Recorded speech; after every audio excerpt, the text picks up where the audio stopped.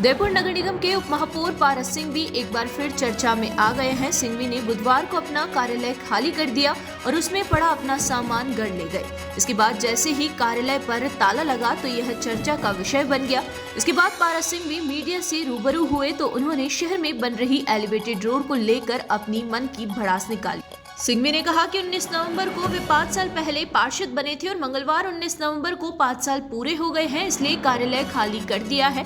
हालांकि यहां पर एक बार सिंघवी ने एलिवेटेड रोड के कार्यक्रम में शिरकत नहीं की और उस पर पूछे गए सवाल पर उन्होंने कहा कि पारिवारिक कार्यक्रम में गए थे, लेकिन बाद में यह कहते हुए नजर आए कि वे सच्ची बात को कहने से कभी पीछे नहीं हटेंगे। उन्होंने ये भी कहा कि वे अब तक 4 बार पार्षद रहे हैं और चारों बार समिति अध्यक्ष भी रहे हैं।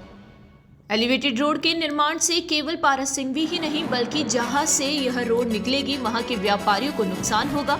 सिंघवी ने कहा कि एलिवेटेड रोड के विरोध में नहीं बल्कि रोड के लिए बनी ड्राइंग के विरोध में है। उसमें बदलाव किया जा सकता है, लेकिन स्थानीय विधायक उस पर चर्चा करने को तैयार नहीं है। यह कहां का न्याय है। बुधवार को सिंघवी यहीं पर नहीं रुके। सिंघवी ने खुलकर गुलाबचंद कटारिया का नाम लेते हुए कहा कि उन्हें पार्षद बनाने में कटारिया ने जो टिकट दिया उसके लिए वे कटारिया के कृतज्ञ हैं, लेकिन सच्ची बात वे पहले भी कहते आए हैं और आगे भी कहते रहेंगे। सिंघवी ने यह भी कहा कि उन्होंने कभी यह नहीं कहा कि वे कभी भी चुनाव नहीं लड़ेंगे, लेकिन टिकट के लिए ना तो किसी के सामने गिड़गिड़ाएंगे और ना ही हाथ फैलाएंगे। पार्टी अगर खांजीपीर जो कि मुस्लिम बहुल्य क्षेत्र है वहां से चुनाव लड़ने के लिए कहेगी तब भी वे सहर्ष वहां से चुनाव लड़ेंगे। बता दें कि एलिवेटेड रोड के भूमि पूजन कार्यक्रम में शामिल नहीं होने के बाद बुधवार को मीडिया से रूबरू हुए थे। ऐसे में अब एलिवेटेड रोड को लेकर आगे क्या होता है इस बारे में कुछ नहीं कहा जा सकता, लेकिन ऐसा लगता है कि सिंघवी अब एलिवेटेड रोड को लेकर खुलकर मोर्चा खोलने को तैयार है। ऐसी कोई बात नहीं है। वस्तुस्थिति 19 तारीख को मैं पार्षद बना था और कल 19 तारीख थी। 19 का कार्यकाल समाप्त मेरी दृष्टि से हो चुका है। अब सरकार अगर कोई कार्यकाल बढ़ाती है तो एक अलग बात है। सरकार ने कार्यकाल कोई बढ़ाया नहीं है और 19 तारीख को पार्षद का कार्यकाल समाप्त हो गया था। एक आम नागरिक ने आज मैं आया हूँ यहाँ पर, कोई दिक्कत नहीं कि कल 19 तारीख जब मैं पार्षद बना तो मेरा कार्यकाल कल समाप्त हो चुका था। नहीं, नाराजगी कोई ऐसी कोई बात ही नहीं है। मेरी कोई नाराजगी थी भी नहीं और अभी भी वर्तमान में नहीं है। महापौर जी ने कहा कि पारस जी नगर निगम चलना है तो मैं उनके साथ में यहाँ पर आ गया। कोई ऐसी वो मेरा पारिवारिक कोई कार्यक्रम था, इसकी वजह से नहीं आया था। एलिवेटेड रोड को लेकर आपका एलिवेटेड रोड के विषय में मेरे को कुछ ज़्यादा कहना नहीं है। मैं जितना कह चुका हूँ वो मैं कह चुका हूँ। मैं पुनः आपके चैनल के माध्यम से एक लाइन में क्लियर कर देता हूँ, एलिवेटेड का मेरा विरोध नहीं है।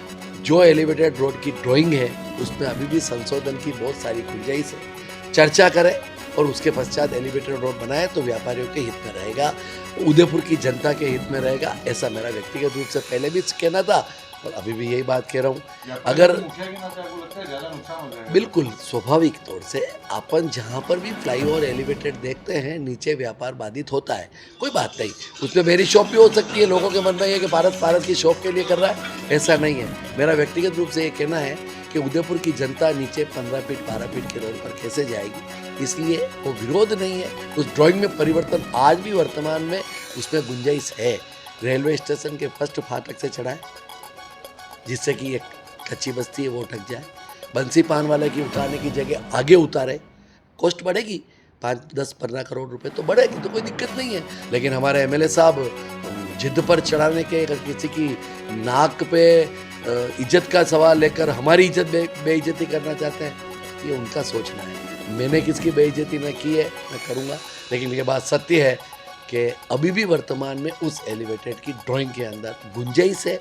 उस पर अधिकारियों को विचार करना चाहिए, कटारिया साहब को विचार करना चाहिए, कलेक्टर साहब को विचार करना चाहिए, महापौर जी को विचार करना चाहिए। उस ड्राइंग में परिवर्तन करें जिससे उदयपुर की जनता को परेशानी का सामना ना करना पड़े। ऐसा मेरा व्यक्तिगत कहना है, सोचना है। माने तो बहुत लाख, नहीं माने तो सवाल।